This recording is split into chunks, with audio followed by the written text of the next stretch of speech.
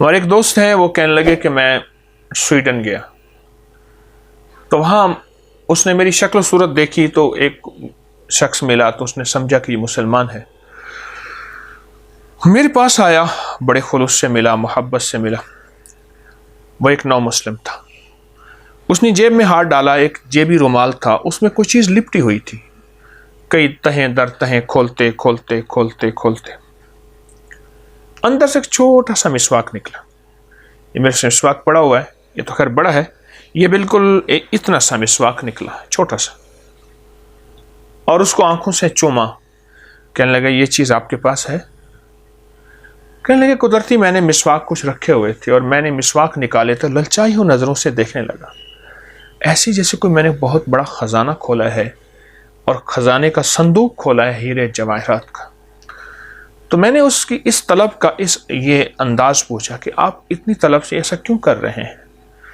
بڑا جواب دیا جی۔ کہنے لگے میرے پھیپھڑوں میں پانی بھر گیا، میں دل کا مریض ہو گیا، میں پھیپھڑوں سے پانی نکلواتا تھا اور دل کی دوائیں، علاج، اس کے لیے ٹیسٹ وغیرہ سارے۔ ایک شخص مجھے ملا، وہ بھی ایک نو مسلم تھا لیکن ڈاکٹر تھا اور بہت بڑا ڈاکٹر تھا۔ اس نے کہا کہ تو مسواک کر، زیتون کا یا پیلو کا۔ یہ میرے پاس اس وقت زیتون کا مسواک پڑا ہے یا پیلو کا، اور اچھی طرح اندر کر کے کر، اچھی طرح سے ہر نماز میں کر، تیرا مسئلہ حل ہو جائے گا۔ اور ساتھ ہی اس نے مجھے مسواک دے دیا اور کہنے لگے کہ میں اب اس وقت مسلمان نہیں ہوا تھا، تو میں مسواک کرنا شروع ہوا، اور نماز تو میں کیا پڑھوں، نماز کے اوقات میں نے مسواک کرنی شروع کر دی، بس مسواک اچھی طرح کرتا تھا 5 منٹ، اور پھر مسواک کو دھو کے کلی کر کے۔ اب اگلی بار جب میں اپنے ٹیسٹ کرانے گیا، پانی نکلوانے گیا، تو وہ کہنے لگے کہ آپ صحت مند ہو رہے ہیں۔ مجھے حیرت ہوئی کہ آج تک تو ایسا نہیں کیا۔ پھر اس سے اگلی بار گیا، کچھ ہی دنوں کے بعد، کچھ ہی عرصے کے بعد بار بار جانا ہوتا تھا، تو انہوں نے پھر کہا کہ آپ اور بہتر صحت مند ہو رہے ہیں، کہ آپ کیا کر رہے ہیں، اتنی جلدی صحت مند آخر کیوں ہو رہے ہیں؟ تو پھر مجھے احساس ہوا کہ اس مسواک نے اپنا کام شروع کیا، اور ادھر مسواک ختم ہوا ملتے ملتے ادھر بھی بیماری ختم ہو گئی۔ اب یہ چھوٹا سا مسواک میں نے رکھا ہوا ہے، یہ مسیحا بھی ہے، یہ میرا معالج بھی ہے، یہ میرا ہمدرد بھی ہے، یہ میرا ساتھی بھی ہے، اور یہ میرا بہترین غمخوار بھی ہے۔ 2 راستے ہیں، ایک منہ ہے، ایک ناک ہے، ان 2 راستوں سے بیماری اندر جاتی ہے۔ ہم ان دونوں راستوں کو وقت نہیں دے رہے، توجہ نہیں دے رہے۔ ایک شخص دکھی آیا میرے آقا کی بارگاہ میں، آپ نے فرمایا تو کہے اللہم انی اعوذ بک من الہم والحزن، واعوذ بک من العجز والکسل، واعوذ بک من الجبن والبخل، واعوذ بک من غلبۃ الدین وقہر الرجال۔ ہم اس وقت دنیا میں سب سے زیادہ ہم ہے، ہم ہے۔ عربی کے ہم کے 2 معنی ہیں، غور سے سنیے گا۔ ایک ہم کے معنی ہے کہ ہم ہی ہم ہیں، ایک ہم آتا ہے جس کو آج کل ڈپریشن، ٹینشن، انزائٹی، اسٹریس، یہ ہم ہے۔ اے مولا میں تجھ سے ہم سے نجات مانگتا ہوں۔ ہم وہ غم ہے جو نظر نہیں آتا، اندر سے کھوکھلا کر دیتا ہے۔ پھر غور سے سنیں، ہم وہ غم ہے جو نظر نہیں آتا، اندر سے کھوکھلا کر دیتا، اندر سے بندے کو ختم کر دیتا۔ اور حزن وہ غم ہے جو نظر آتا ہے، مثلا کہیں چوٹ کے داغ نظر آئے، آنسو بہتے نظر آئے، سسکیاں، ہچکیاں، آہیں یہ نظر آ رہی ہیں، یہ حزن ہے، حزن ہے۔ یہ غم کی وہ شکل ہے جو نظر آ رہی ہے، اور ہم غم کی وہ شکل ہے جو نظر نہیں آتی، بظاہر کہہ کے ہیں، بظاہر مسکراہٹ ہے، بظاہر آپس میں محبت ہے، بظاہر کھانے چل رہے ہیں، اندر اندر اندر اندر بندہ بجھا چلا گیا۔ رنگ اڑ گیا گلوں کا تو کوئی کمی نہیں، رنگ اڑ گیا گلوں کا تو کوئی کمی نہیں، خوشبو چلی گئی تو وقار چمن گیا۔ اندر سے خوشبو چلی جاتی، اور اس سے میرے آقا نے اور آقا کے ساتھیوں نے اس سے پناہ مانگی ہے۔ آج بھی جو شخص زندگی میں یہ دعا پڑھے گا، اللہم انی اعوذ بک من الہم والحزن، اے اللہ اولاد کا ایسا غم جو میرے اندر کھا جائے، بیوی کا ایسا غم، بچوں کا ایسا غم، ماں باپ کی ایسی کڑھن اور ماں باپ کا ایسا درد جو میرے اندر کو پگھلا دے، میرے اندر کو پگھلا دے، وہ غم، وہ ہم، وہ درد، وہ کڑھن جو میں کسی سے بیان بھی نہ کر سکوں، یہ روگ کسی کو کہہ بھی نہ سکوں، لیکن یہ روگ مجھے اندر اندر اندر اندر میرے اندر کو ختم کر دے۔ یہ ہم ہے، ہم۔ آج سے صدیوں پہلے جب یہ لفظ ٹینشن کہیں لغت میں بھی نہیں تھی، یہ ڈپریشن، ٹینشن، یہ پتہ نہیں کیا لفظ، یہ کہیں تھا ہی نہیں۔ بہت بڑی روحانی دوربین تھی میرے کملی والے کے پاس، وہ دوربین سے دیکھ رہے تھے کہ صدیوں کے بعد میری امت پہ ایک وقت آئے گا اور میری امت ایک غم میں چلی جائے گی، میری غم میں چلی جائے گی۔ تو فرمایا کہ میرے پیارو، میری امتی ہو، اگر سارے غموں اور دکھوں سے دوری چاہتے ہو اور ساری مشکلات اور مسائل اور ناکامیوں کو ختم کرنا چاہتے ہو اور چاہتے ہو کہ اندر بھی خوشی اور باہر بھی خوشی ہو، تو زندگی میں تھوڑا سا وقت روز نکال کے پڑھ لیا کرو، اللہم انی اعوذ بک من الہم والحزن، پڑھ لیا کرو۔ پوری دعا نہیں پڑھ سکتے، دعا کا یہی بول پڑھ لیا کرو۔ پوری دعا تو ہے نا، اللہم انی اعوذ بک من الہم والحزن عجز والکسل، عاجز ہو جاؤں، سستی میرے اوپر غالب ہو جائے، جبن والبخل، اندر سے کھوکھلا ہو جاؤں، میرے اندر بخیلی آ جائے، بزدلی آ جائے، غلبت الدین، کسی کا قرض میرے اوپر چڑھ جائے، کسی کا حق میرے اوپر چڑھ جائے، وقہر الرجال، کوئی ظالم مجھ پہ مسلط ہو جائے، میرے آفس میں، میرے گاؤں میں، میرے محلے گلی میں، میرے گھر میں، میری زندگی میں، غلبت الدین وقہر الرجال، ایسا شخص جس کے دل میں میرے لیے نفرت ہو، بغض ہو، کینہ ہو، حسد ہو، انتقام ہو، اور اس کے دل میں میرے لیے رحم کا ذرہ بھی نہ ہوا، قہر الرجال۔ میرے کملی والے کے بول آج صدیوں پہلے آج بھی روشن تابندہ ہیں، میرے آقا کے بول آج بھی زندہ و تابندہ ہیں، آج بھی۔ آج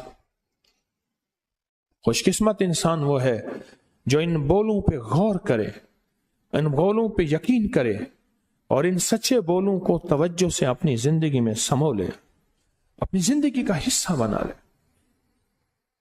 میری ایک درخواست ہے، کچھ چیزیں اپنی زندگی کا حصہ بنائیں،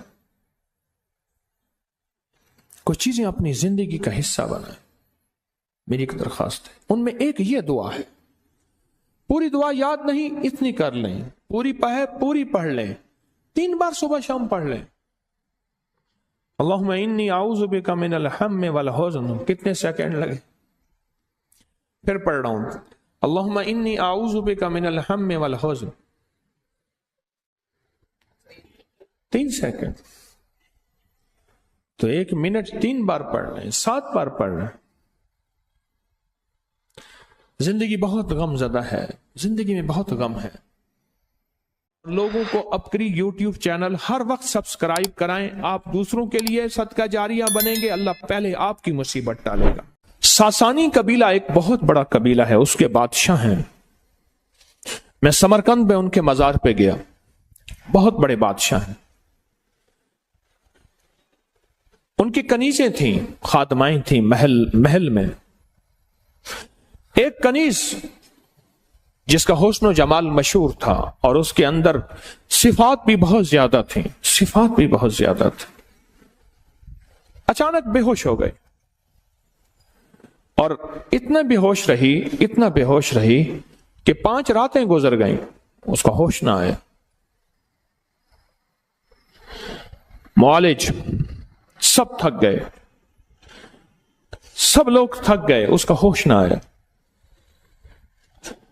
آخرکار ایک درویش آئے، انہوں نے اس کی چھوٹی انگلی پکڑ کے اس کا ناخن دبایا، اس کا ناخن دبانے کے بعد چھوڑا، پھر دبایا، پھر چھوڑا، پھر دبایا، پھر چھوڑا، تو فرمایا اوہو اس کو حسد کھا گیا ہے،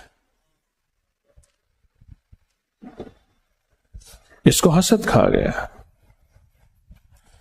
تو پوچھا اس کا علاج کیا ہے؟ کہ موت، اس کا علاج صرف موت ہے، اور اسی بے ہوشی میں اس کے اندر کچھ نہیں جائے گا۔ ڈرپوں کا دور تو تھا نہیں، گلے میں نالی ڈال کے غذا دینے کا دور تو تھا نہیں، ہر دور اس کے منہ میں غذائیں ڈال رہے تھے، لیکوڈ جو بھی ہے اس کے اندر جا رہی تھیں، جس کی وجہ سے 5 دن کی اس کی نبضیں چل رہی تھیں، لیکن یہ غذائیں کب تک؟ فرمایا حسد اس کو کھا گیا۔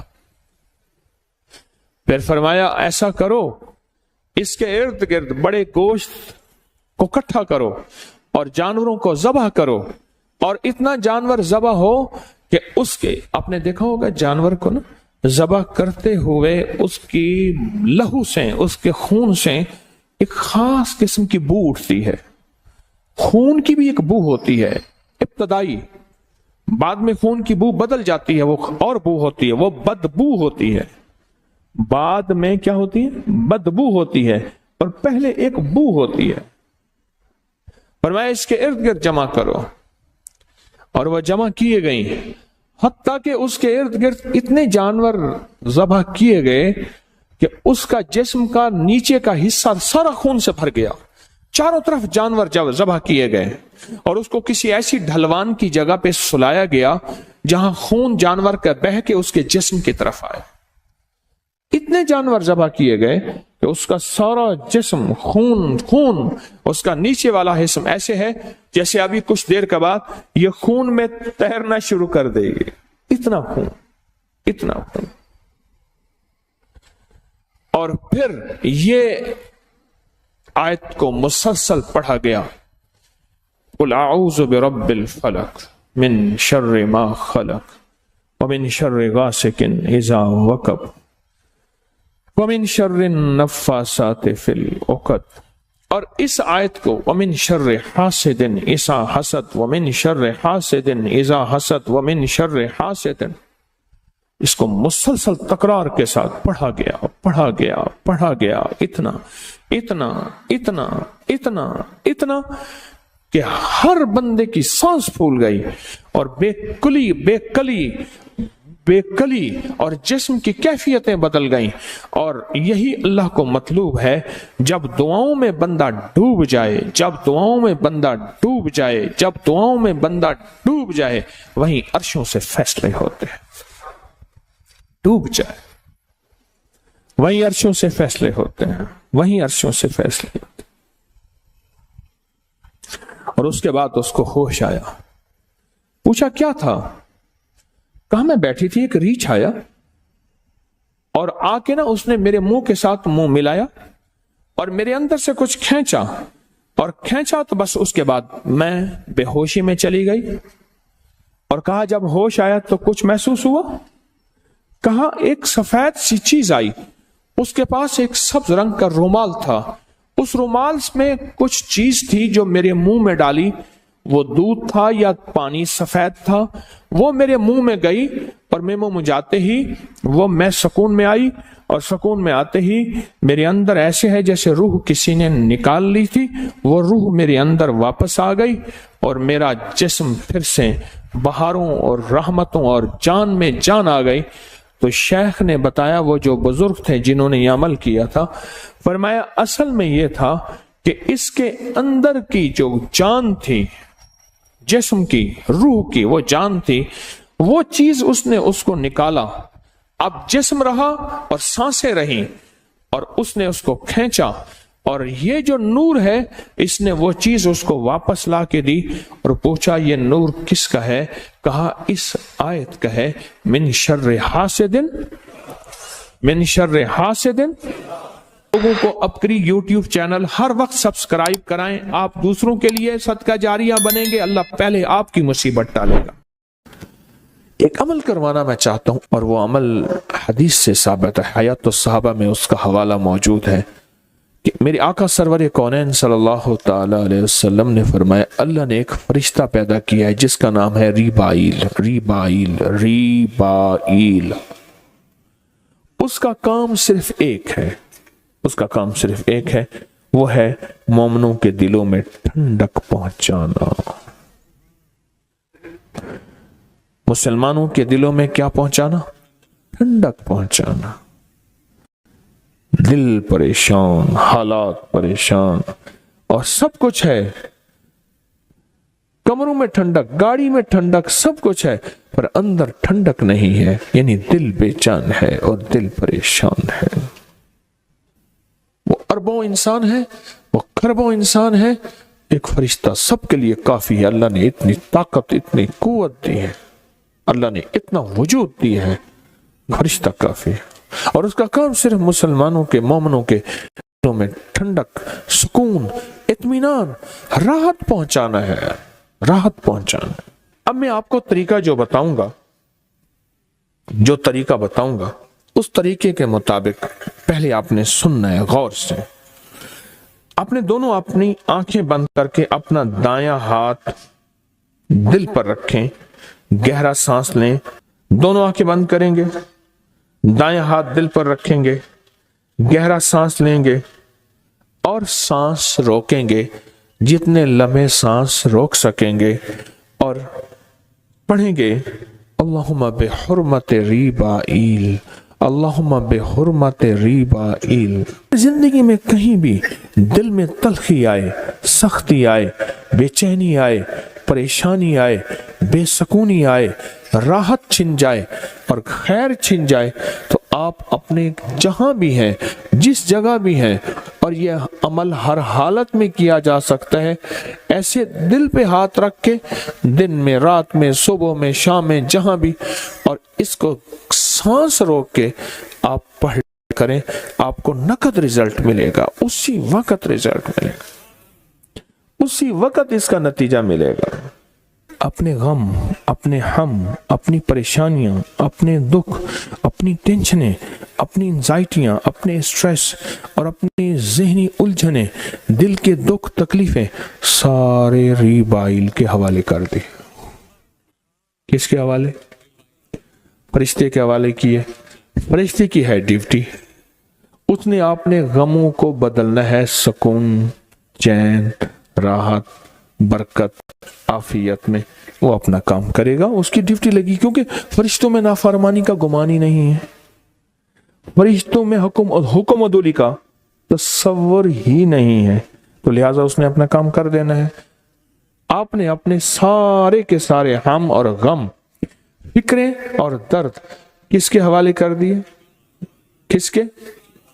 ریبائیل کے حوالے کر دیے۔ سارے ہم اور غم اور دکھ اور پریشانیاں آپ نے ریبائیل کے حوالے کر دی۔